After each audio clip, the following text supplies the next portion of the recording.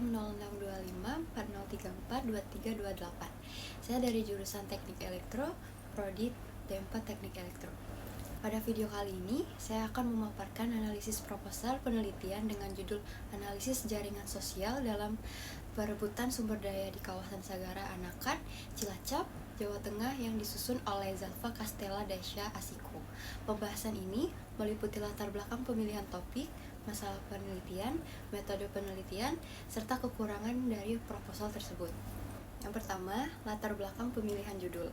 Kawasan Sagara Anakan di Cilacap merupakan wilayah yang memiliki sumber daya alam yang sangat kaya, seperti perikanan, mangrove, dan lahan yang bernilai ekonomi tinggi. Namun, kawasan ini mengalami perubahan lingkungan yang cukup serius akibat sedimentasi, alih fungsi lahan, dan tekanan pembangunan. Kondisi tersebut menyebabkan munculnya berbagai kepentingan dari banyak pihak, seperti masyarakat lokal, pemerintah daerah, perhutani, lapas Nusa Kambangan, hingga pihak swasta. Perbedaan kepentingan ini memicu perebutan akses dan penguasaan sumber daya alam. Oleh karena itu, penelitian ini penting dilakukan untuk memahami bagaimana hubungan antar faktor jaringan sosial serta relasi kekuasaan berperan dalam proses perebutan sumber daya di kawasan Sagara Anakan. Yang kedua, masalah atau kasus dalam proposal penelitian.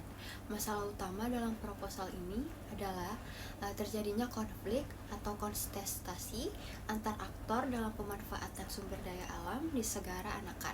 Penelitian ini berfokus pada beberapa pertanyaan utama, yaitu siapa saja aktor dan institusi yang terlibat dalam pemanfaatan sumber daya di Sagara Anakan. Yang kedua, apa kepentingan masing-masing aktor tersebut.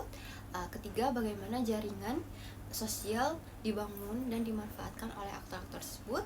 Keempat, bagaimana relasi kekuasaan dan proses negosiasi terjadi dalam perebutan sumber daya. Yang ketiga, metode dan langkah-langkah penelitian.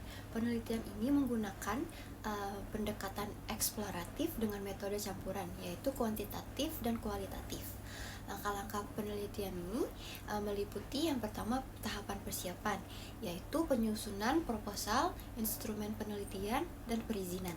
Kedua, tahap pengumpulan data yang dilakukan melalui wawancara mendalam, observasi lapangan, diskusi kelompok, serta kuesioner sosiometri. Yang ketiga, tahap analisis data menggunakan analisis jaringan sosial dengan bantuan aplikasi UCNet untuk melihat pola hubungan antar aktor. Yang keempat, tahap laporan, yaitu menyusun hasil penelitian dan menarik kesimpulan. Yang keempat, kekurangan proposal penelitian.